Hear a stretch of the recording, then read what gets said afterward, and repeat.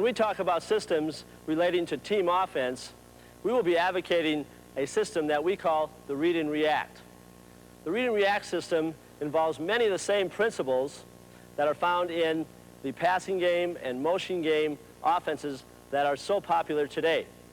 We as coaches have found that pattern-based offenses to have very severe limitations. Some of these include being too recognizable and therefore being too predictable. Also, pattern-based offenses tend to fail to exploit defensive weaknesses. On the other hand, the read and react offense is an opportunistic one. You have to understand that there's no predetermined movement to team players or the ball. As a result, defensive anticipation becomes very difficult. It's a very difficult system to scout, and it can be used against a variety of defenses and with varying tempos of play. And lastly, I think most importantly, this system is most enjoyed by the players because it allows them the freedom to be creative and to use their talents in the best way possible. Let's take a look at some of the principles more closely involved in this system. There are three basic actions that we try to achieve in the read and react system to get a good shot. First, we try to incorporate a lot of passing in our half-court offensive game. Number two, we try to utilize flashes and cuts to create good shots. And finally, and probably most importantly in wheelchair basketball, we try to get teammates open by using good, sound, fundamental picking. Now let's take a look at each of these actions more closely.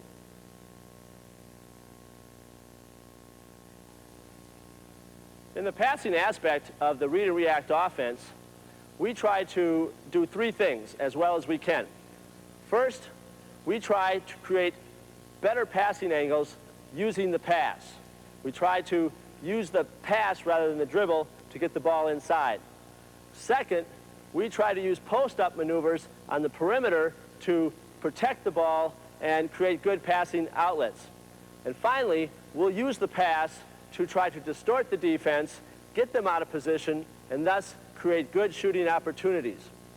In all aspects of our passing game, the read and react offense, we try to maintain this one philosophy of passing away from the defense. We encourage our players to try to get the ball to players so that the ball is received away from the defense. If we do that, then the pass receiver can protect the ball and then get the shot or make another pass, whatever is appropriate.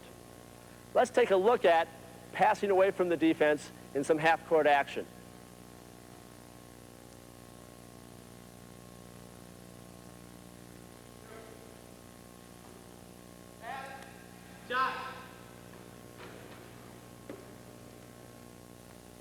In trying to create better passing angles in our read and react offense, we will use the pass rather than the dribble to get the ball inside. If we find that a player is penetrated into the lane and we can't get the ball into him, we will pass to another player and then try to get the ball in through a better passing angle. Let's see how that looks in some half-court action. Go. And here, read.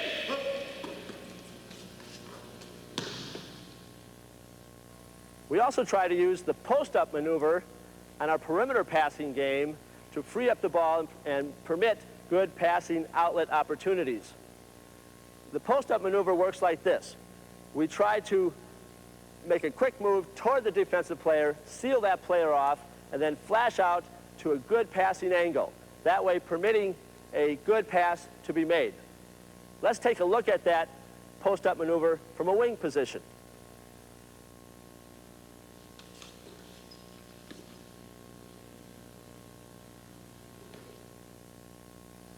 That post-up maneuver can be also done from a low post situation.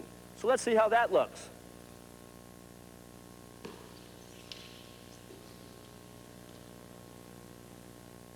We also try to use the pass to distort the defense in the passing aspect of our read and react offense. By passing the ball, we're able to get the defense, hopefully, out of position, thus creating soft spots in the defense for good shooting opportunities. Let's take a look at some half-court action and how that works.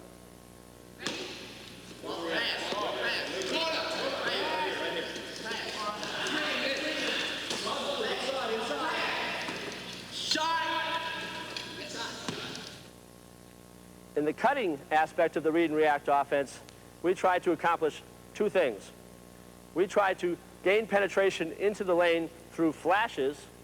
We also try to create movement on the perimeter through perimeter cuts, or what we call exchange cuts. In the flash move, we try to create a one-on-one situation where a player makes a move and gains penetration into the lane, and thereby creating a great shooting opportunity, or possibly collapsing the defense and making a shooting opportunity on the perimeter more available.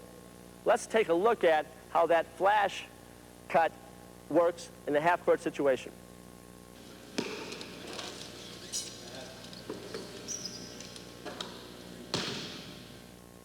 We also try to use our perimeter cuts as exchanges between players to create defensive mismatches. If we can get the defense switching and get a mismatch either in terms of size or classification and get somebody posted up and into a good shooting opportunity, we will try to accomplish that. Let's take a look at how that looks in a half-court situation.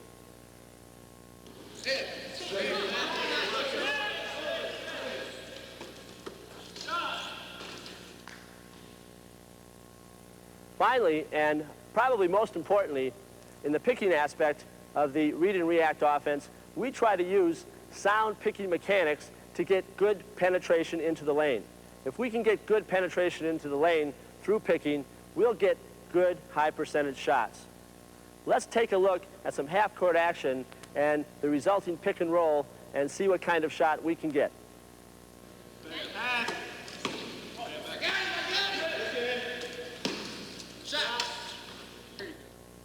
In the read and react offense, we attempt to minimize the number of rules needed to effectively run the system. The more rules that are added to the offense, the less freedom the players have to see opportunities and to react appropriately. You have to remember that this is not a freelance system and that a number of basic rules are necessary. However, adding an overload of rules leads to more pattern play, which is what we're trying to avoid with this type of system. Now let's take a look at some of these rules that have been successful for us within our systems.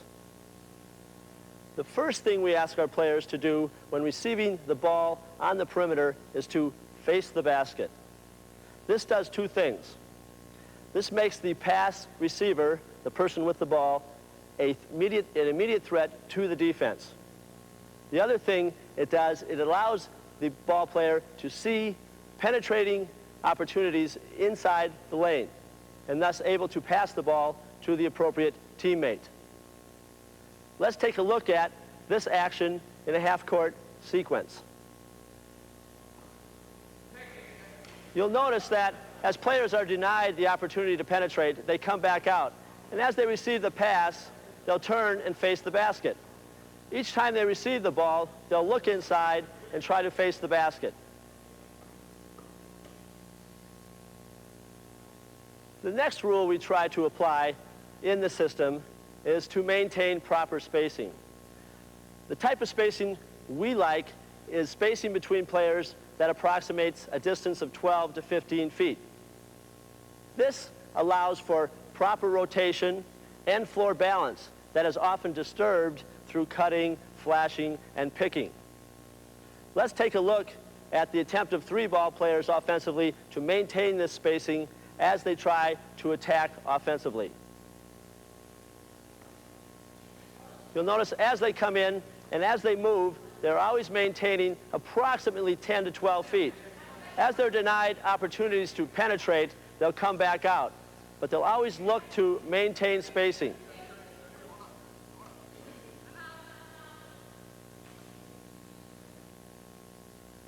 The next rule we try to apply within our system is that we ask our players to be able to play all positions on the floor. By playing all positions, this creates a couple of opportunities. First, when a player is able to play both high and low and possibly at a point, then we can create some defensive and offensive mismatches. It also allows us the ability not to have to reset offensively. Let's take a look at a 5-on-5 situation in the half court with this idea in mind of all the players playing all the positions. You'll notice that as players try to penetrate through flashing or through picking, they may end up in a different position. And yet they're all very comfortable in that position, and they know how to act appropriately and to penetrate wherever they may be on the floor. Another rule or requirement involving our offensive players is one that involves a move to the baseline with the ball. We ask our players not to make this move unless they have a good shooting opportunity as a result of the move or a good passing opportunity as a result of the move. If these two opportunities are not present, then the defense has tremendous opportunities to trap the baseline drive and possibly steal or cause a turnover. Let's take a look at a baseline drive with the ball and the resulting trap and turnover. As you'll see, we'll have a drive to the baseline. The ball is trapped and has nowhere to go. As he tries to pass it out, the ball is intercepted and results in a turnover. Another rule or requirement that we ask our players to be aware of is to not pick a ball that is sitting still or stationary. Trying to pick a ball that is stationary is often very difficult and unnecessary. We will allow our players to pick a ball that is moving. Let's take a look at some action that results in a pick and a moving ball. You'll notice here that the ball starts to move through a dribble. As the person moves, there becomes a picking opportunity and then a resulting drive to the basket and an excellent chance for a good high percentage shot. Finally, in all aspects of our offensive movement, we ask our players to try to penetrate. We try to penetrate by making one of two reads, an individual read or what we call a tandem read.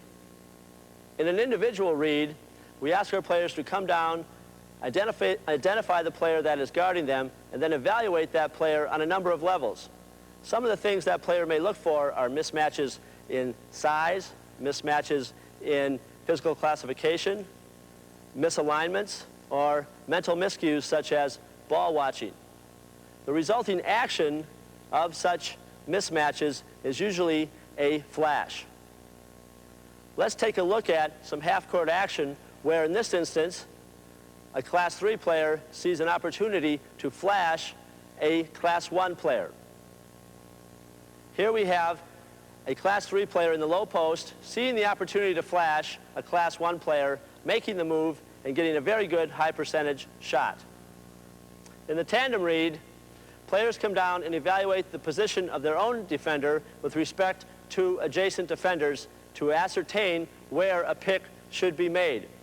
In the next sequence, you will see a low-high pick situation. Let's take a look at that read and the resulting action. In this half-court sequence, the tandem read is one such that the low post has an opportunity to pick the defensive wing. Number 54 comes up, sets the pick, and gets an excellent roll opportunity into the lane and gets the high percentage shot. In our read and react offensive system, we use various offensive alignments or sets to initiate our offensive movement. These alignments take place primarily in two areas. With regard to the players in perimeter positions, we can vary their alignment. We can also vary the alignment of our post players. In both these areas, two factors dictate where we play. First, the positions we take in our initial offensive alignments are dictated by the type of personnel we have offensively. In other words, how big we are, how fast we are, how experienced we are all factors in where we try to establish initial offensive alignments. The other factor that determines where we establish ourselves offensively is dictated by how the defense is playing at any particular moment in the game. Let's take a look at the alignment of perimeter players within our system.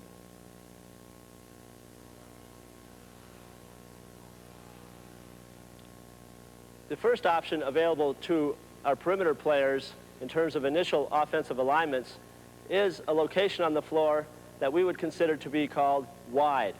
As you can see on this half court, our players have taken a position just inside the three-point line. This is a position we would call wide. From this position, all the players are able to see all the offensive action on the floor. It also enables them, with a push, to generate momentum and to make very good flashes or very good picks into the defense. The other option available to our perimeter players in terms of initial alignments is a position that we call tight. A tight position is one in which the players come down and try to get as close to the defensive player as possible. As you can see in this alignment, that puts them in a position very close to the lane. They will generally try to tee up a defensive player. This type of position is very threatening to a defense that is sagging or packing it in. Now let's take a look at the options available to our post players in our initial offensive alignments.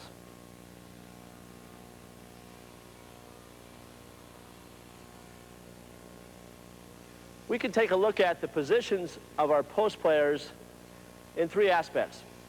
First, we can take a look at their position with regard to the height of the lane. We can also take a look at their position with regard to their distance from the lane. And finally, we can also take a look at their position relative to the basket. Let's take a look at their position relative to the height of the lane. Number 42 is now in what we would call a low post position. He is in an excellent situation to shoot the ball off a pass here over a defensive player. If the defense decides to extend pressure, then we can move our post player up to what we would call a mid-post position. This mid-post position is located approximately halfway between the baseline and the free throw line. At this position, our post player maintains good offensive spacing and can generate good offensive picks. If the defense decides to extend even further, say to midcourt, we can move our post up to what we call a high post position. At this position, our post player becomes an outlet pass opportunity for fellow offensive teammates. You should also realize that this position can be established more centrally and with the same benefits.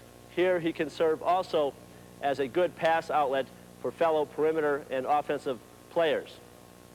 Let's take a look at the post positions with respect to their distance from the lane.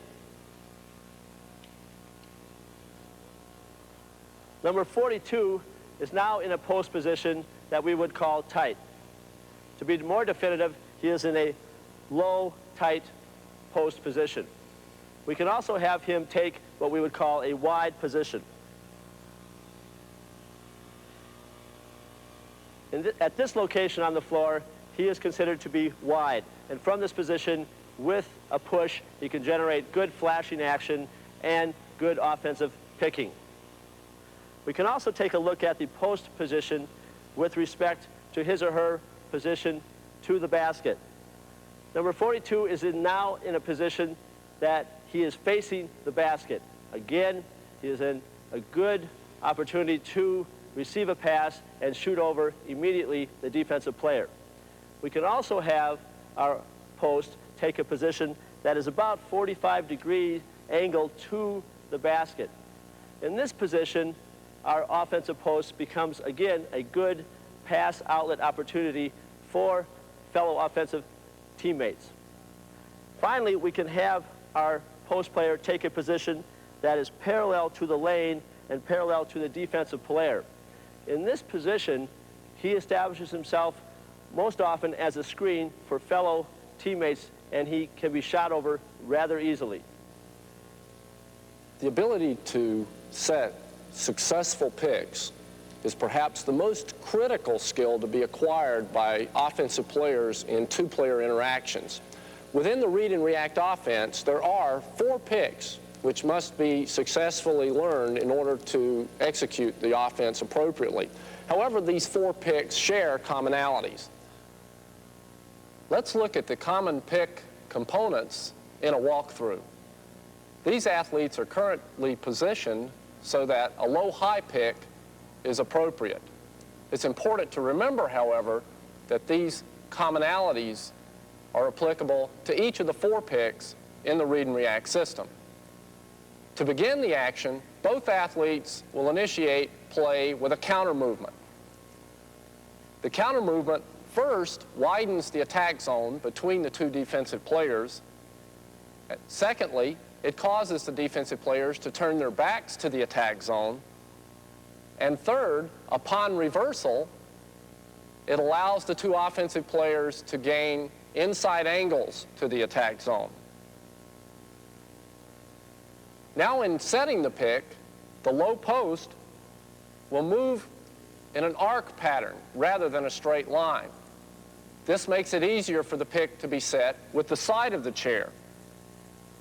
Using the side of the chair precludes contact in the setting of a pick, which might cause a foul, and it also presents a greater obstacle to the defensive player being picked in attempting to chase outside.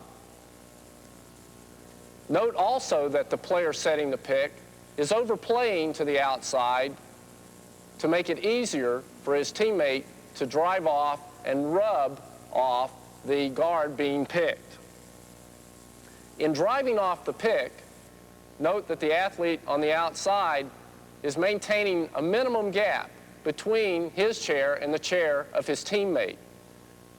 This gap should be no wider than a chair width in order to preclude the possibility that the defender being picked could chase outside. The player then drives around the pick, and while this is occurring, the player setting the pick attempts to maintain his position between the defensive player that's picked and the basket. Once noting that his original defender has switched off on the driving athlete, he turns and looks for the ball and breaks to the basket. A fundamental premise of the read and react offense is that by avoiding predetermined play action or patterns, by reading and reacting to the movements of the defense, anything the defense does to attempt to stop the offense is wrong. Now, the implication of this for the picking game is that players involved in attempting to set picks on the defensive team must not be attempting to read them intermittently, but that the reads of the defensive action must be continuous. Now, in implementing this, there are 3 reads that players can make on offense when a pick is being set. First read is to drive off the pick when it has been successfully set. The second read is to stop off the pick when the 2 defenders turn inside to prevent it from succeeding. And the third action on a pick is to reverse action. That's appropriate when one of the defensive players has jumped outside in an attempt to stop that player who's driving around. Now let's look at these actions in a walkthrough, beginning with the drive off the pick. To demonstrate the drive off the pick option, these players are configured in a position which accommodates a low-high pick. Although that will be used as the example for this drive option, it's important to acknowledge that the 3 options off the pick can be used with any of the 4 picks in the read and react system. Now for the drive option, the 2 players will initiate the play with counter movements to widen the gap and to turn the back of the player being picked from the approaching pick. Now as they come up to set the pick, it's obvious that it will be successful. And seeing that the pick is successful, the player for whom the pick is being set will drive off the back of the pick using proper mechanics and pulling the low post defender away, opening up the lane for the player who set the pick to drive to the basket. Now let's look at the drive option off a pick at normal speed.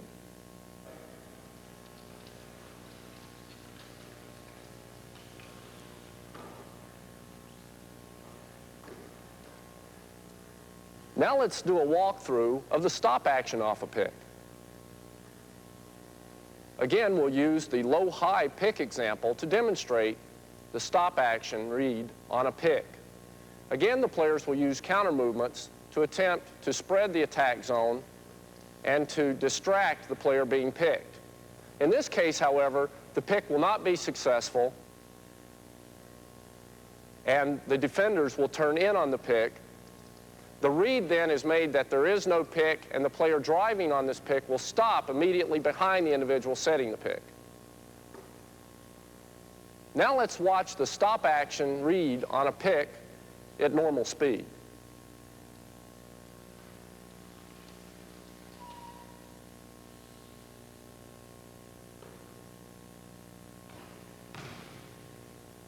Now we'll do a walkthrough of the reverse move off a pick when the low post defender jumps out.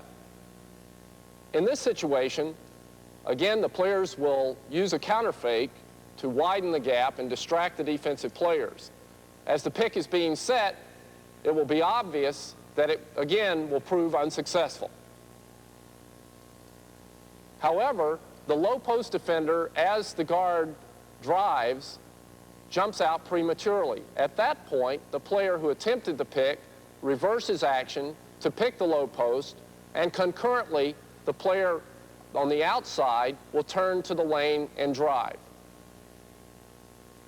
This will bring the wing defender away, and the player who set the pick is now open underneath.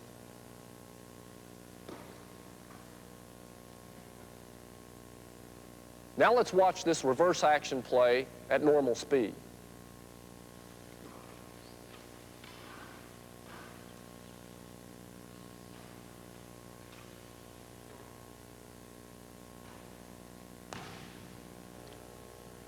In order to successfully execute the read and react offense, it's important that athletes not only understand how to set a good pick, but that they also understand when to set the pick and who should set the pick for whom. The grid system has been developed to help in answering the last two questions.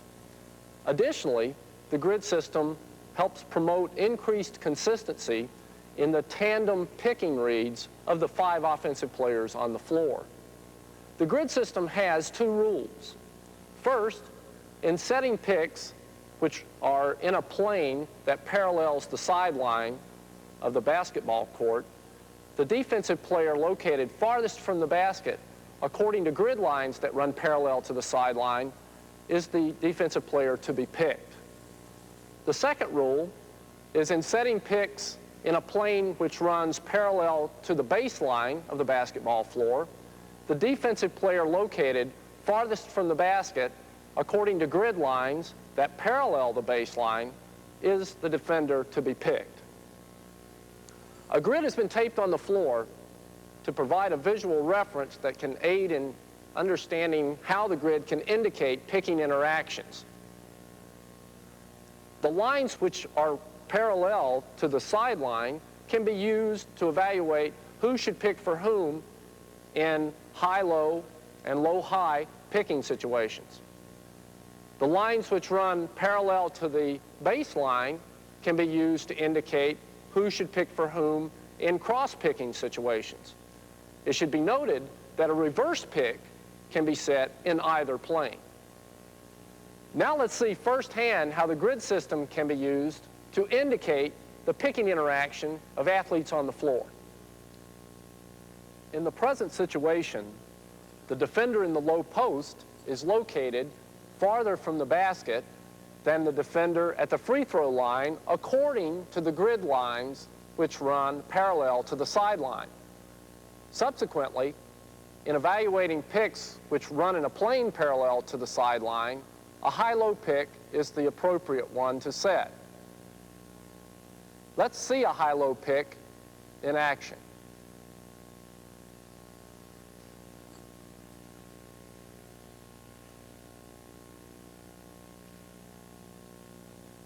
Now let's see how the grid system can be used to indicate a low-high pick.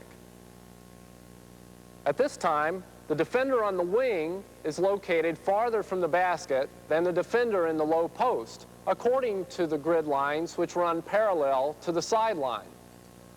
Thus, in setting picks parallel to the sideline, a low-high pick would be the most appropriate. Let's watch these athletes set a low-high pick.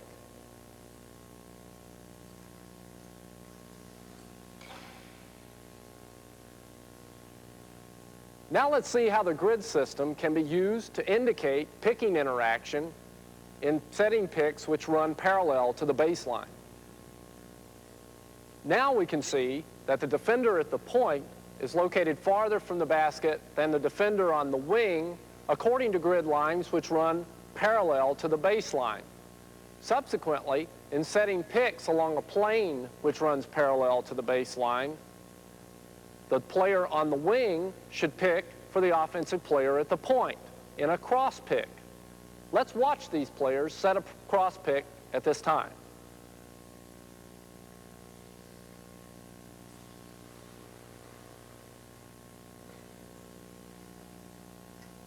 Now that we have a basic understanding as to how the grid system can be used to explain interactions in setting individual picks, let's see how the grid can be used to explain the picking interaction of 5 offensive players on the floor simultaneously.